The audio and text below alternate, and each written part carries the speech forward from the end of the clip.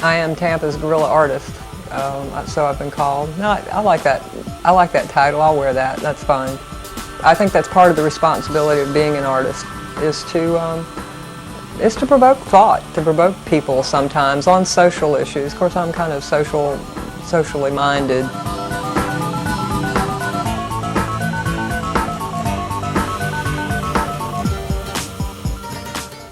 First thing that I can recall is as a child, I was an Air Force brat, so we moved all over the place, all over the world, actually. I've always been into the woods. I've had a penknife since I could hold one, I guess, and so I used to carve little things. It was not exactly an obsession, but always, and if there was any clay around or anything like that, I was always had it in my hands, working with it. I think when I was in school, elementary school, I would do drawings and stuff.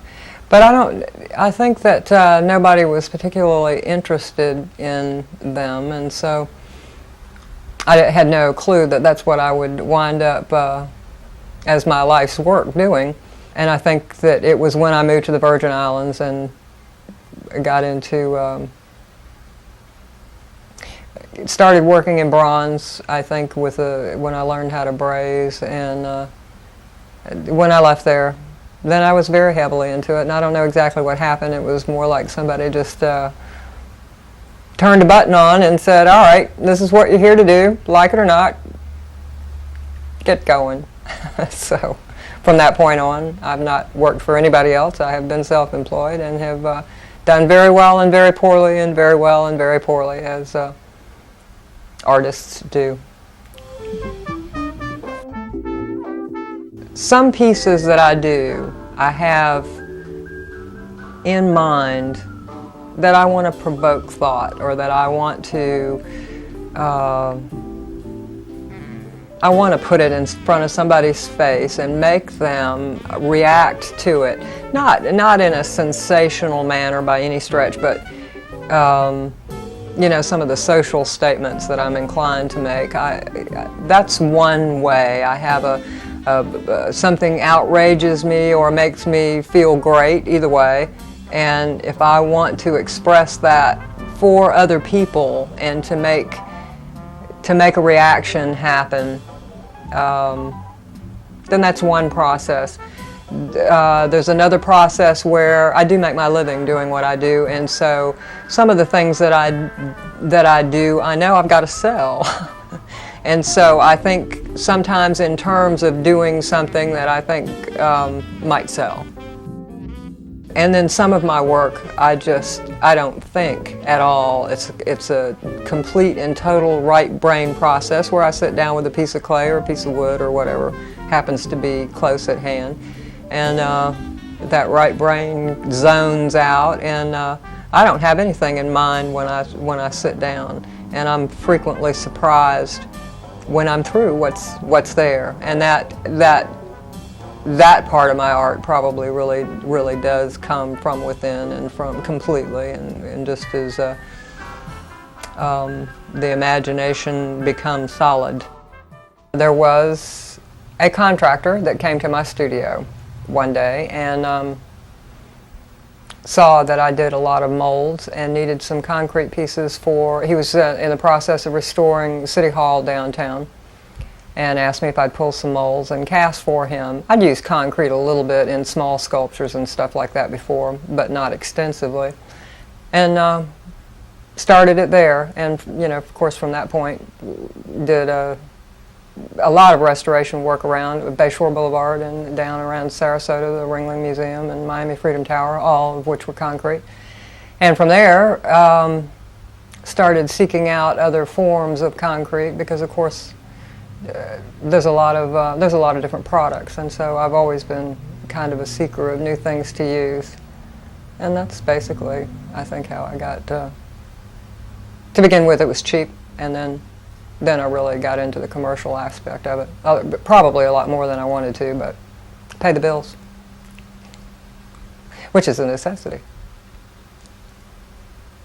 I sit around and play with clay all the time, just a small wad of it.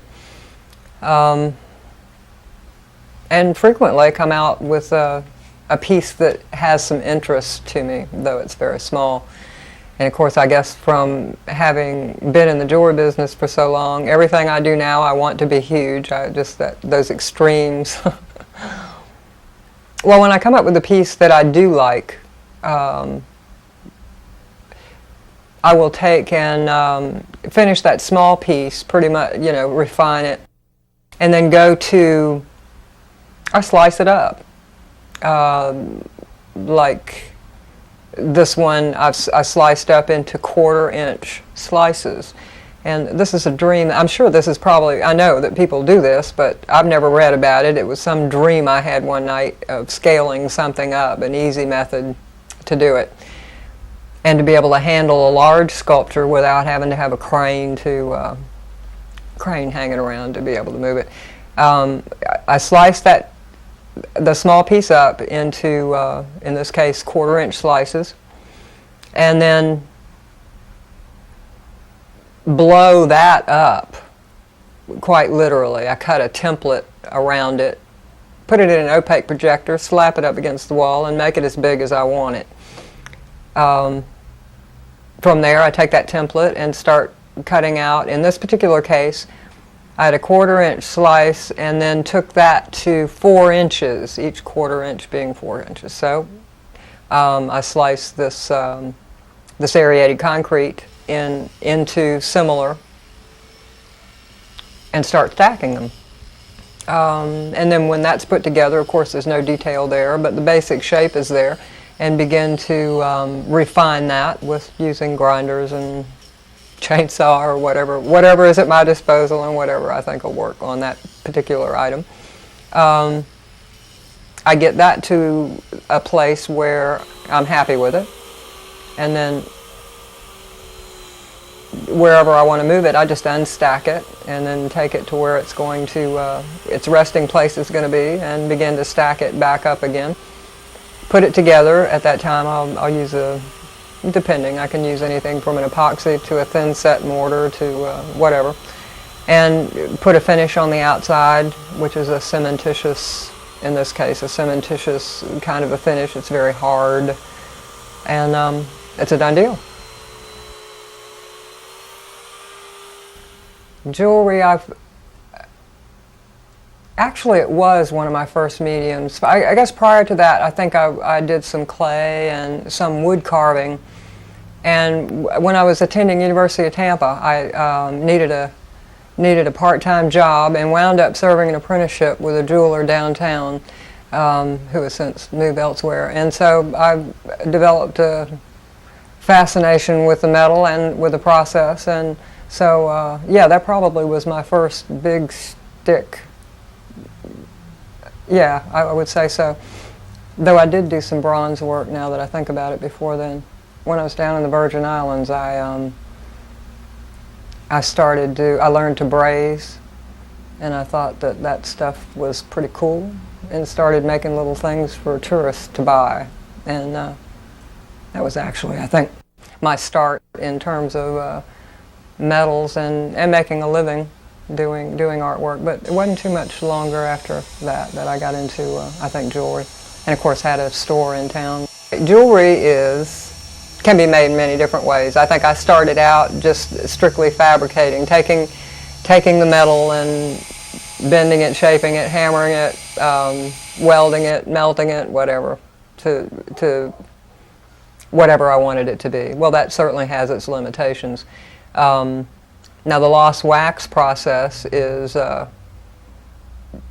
you can fabricate that in a number of ways. You can start with nothing and melt wax as you go, which is a laying on process, and this is exactly the same with sculpture. This is just in a much more minute scale. Or you can take a block of wax and carve it, and then you can lay on wax. Any combination of these things. So mostly I carve, I think, in jewelry, and then add some here and there. So if I'm doing a ring, I carve out the hole and carve that ring exactly as I want it to appear in gold.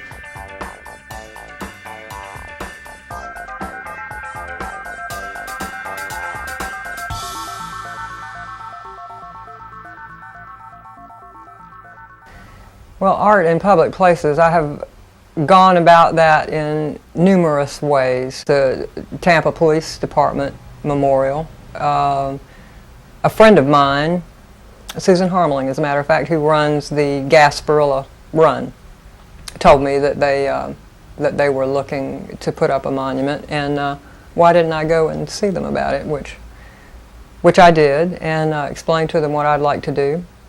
And they had, I forget however many other artists were involved in the committee. I had to make a presentation to the committee, both verbal and written.